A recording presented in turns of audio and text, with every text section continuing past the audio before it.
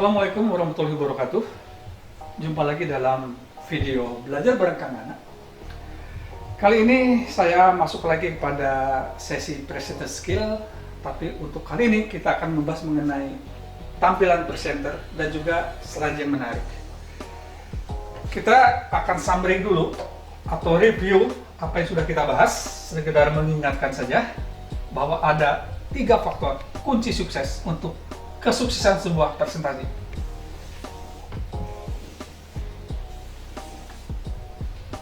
Yang pertama adalah keahlian. Kemudian yang kedua adalah struktur presentasi yang terdiri daripada opening, body atau konten presentasi, dan juga closing. Sedangkan yang terakhir adalah mengenai tampilan. Jadi untuk tampilan ini ada 2 hal yang ingin kita bahas, adalah bagaimana tampilan presenter. Yang kedua, tampilan mengenai slide. Ini 2 hal yang penting yang ingin kita bahas pada hari ini. Oke. Jadi mengenai tampilan,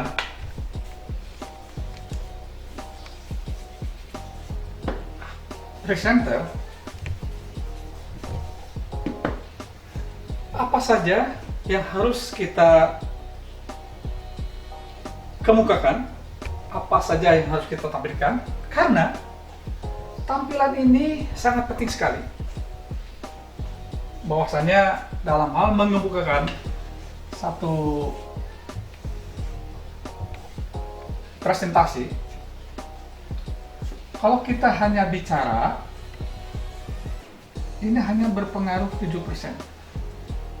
Tapi kalau bicara kita ditambah adanya intonasi, ada tambahan 38%. Tapi kalau kita tambah dengan body language, ini faktorannya adalah 55%. Kita akan dapatkan 100% tidak dengan hanya bicara saja, ditambah intonasi dan juga dengan body language. Jadi di sini sangat penting sekali body language. Oke, yang pertama adalah mengenai suara. Di suara ini atau voice harus memenuhi kriteria ini. Yang pertama, pastikan volume suara kita. Apakah terlalu tinggi, terlalu rendah, sedang-sedang saja, atau kapan harus tinggi, kapan harus rendah. Jadi volumenya harus, kalau misalnya audionya banyak, volume suaranya harus diatur. Yang kedua adalah tentang gap. Tolong tanya ke teman-teman, pada saat kita presentasi, sering kita banyak jeda atau gap. Bapak Ibu, pada hari ini saya akan membahas ini gap. Tolong, pada saat presentasi jangan terlalu banyak gap. Oke. Kemudian harus juga intonasi. Kapan bicara tinggi, kapan bicara rendah, ini harus diatur. Kemudian upayakan bicara jelas. Jadi, kalau misalnya banyak hambatan istilah di dalam bahasa Inggris dan kita tidak terlalu pede menyebutkannya, udahlah cari bahasa Indonesia saja. Sehingga ini maksudnya apa? Katakan dengan jelas. Kemudian yang terakhir adalah energi. Harus dilihat bagaimana ini momen presentasinya, presentasi apa. Kalau sudah energinya kita mulai turun, itu sangat mempengaruhi audiens. Bapak, ibu-ibu sekalian, ya, audio juga tidak semangat. Tapi kita atur. Kapan energi ini harus kita tetap pertahankan dari mulai awal presentasi sampai akhir presentasi. Oke? Ini mengenai suara. Kemudian ada hal-hal yang lain yang harus diperhatikan dalam sisi body language ini karena mempengaruhi sampai 55% kesuksesan presentasi. Yang kedua adalah mengenai mata.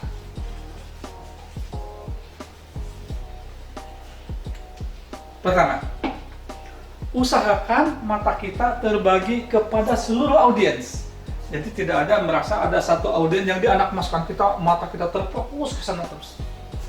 Atau upayakan jangan sampai pada saat presentasi mata kita terlalu menatap ke atap. Atau terlalu banyak menunduk. Ini akan membawakan kesan bahwa kita kurang percaya diri. Jadi tolong mata kita ke audiens dan dibagi. Itu mengenai mata. Kemudian tangan.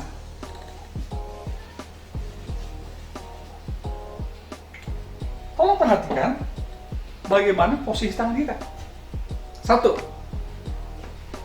usahakan jangan menaruh tangan di belakang. Dari depan akan kelihatan seperti orang yang buntu.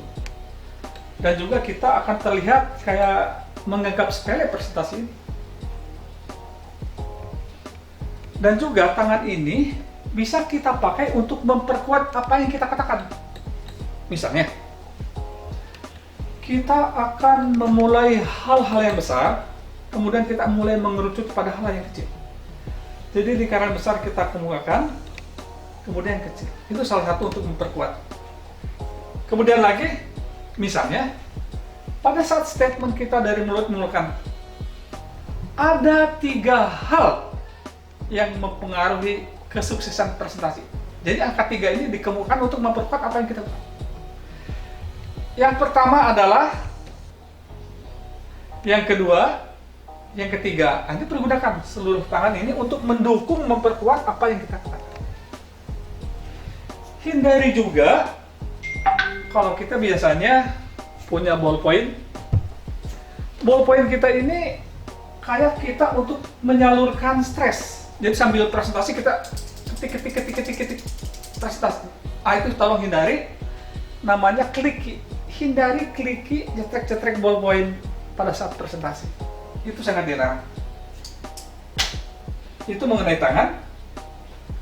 Kemudian kaki.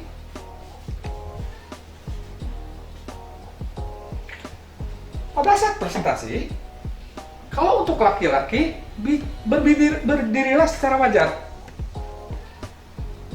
Jangan terlalu lebar, dan hindari laki-laki itu pada saat presentasi menutup kaki seperti ini. Disarankan adalah berbicara secara wajar.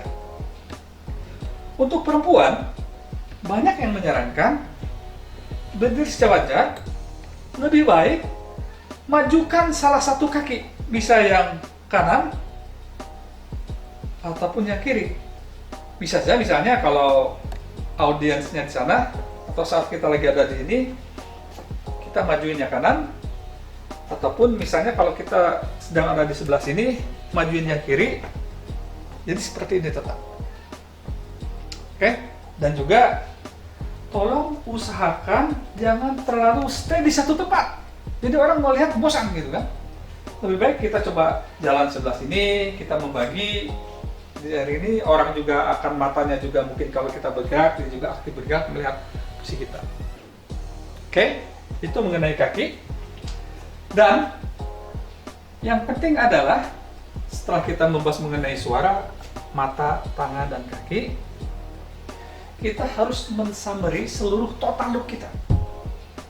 Ya. Jadi upayakan rambut disisir rapi, dipotong rapi, karena semua tampilan kita itu akan mempengaruhi kesuksesan presentasi pada saat tampilan ini. Kemudian jangan sampai kita salah kostum.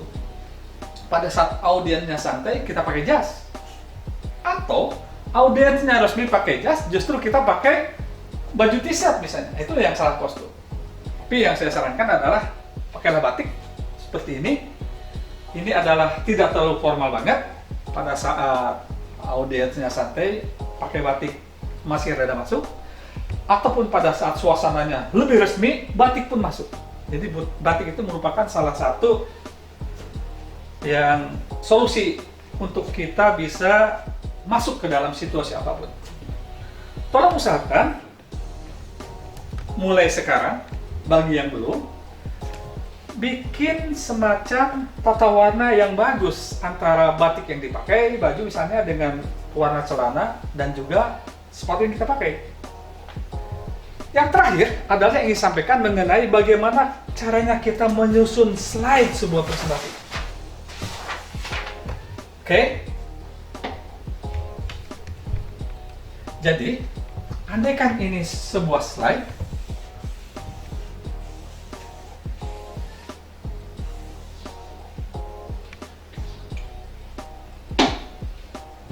satu, jangan terlalu slide diisi penuh oleh banyak sekali materi. Yang terpenting adalah satu, kita harus punya namanya judul slide.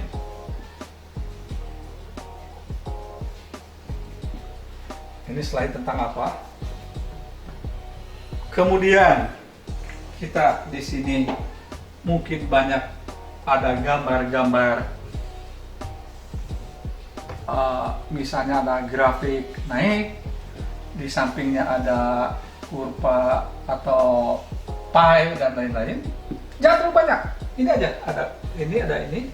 Dan terakhir yang penting adalah kita harus membuat statement di sini yang merupakan kesimpulan slide.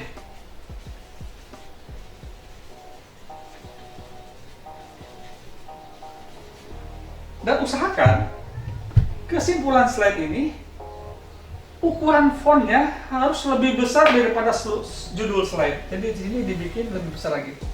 Apa manfaatnya? Andaikan ada audiens kurang mengerti dari gambar di sini, tapi langsung dibaca di slide, di kesimpulan slide, jadi mengerti. Oh, ini ternyata bagaimana kelebihan produk yang kita presentasikan ini dibandingkan kompetitor. Langsung clear, walaupun dia tidak bacanya. Judul slide bisa diperlukan juga karena ini akan menjelaskan ini tentang apa. Jadi terus di sini judul slide-nya apa. Jadi 3 hal ini yang penting. Judulnya apa, slide tersebut ada gambar-gambar, jangan terlalu banyak gambar. Kemudian kesimpulan. Hindari di dalam PowerPoint, ini namanya PowerPoint, jadi yang dikemukakan di sini hanya poin-poin aja.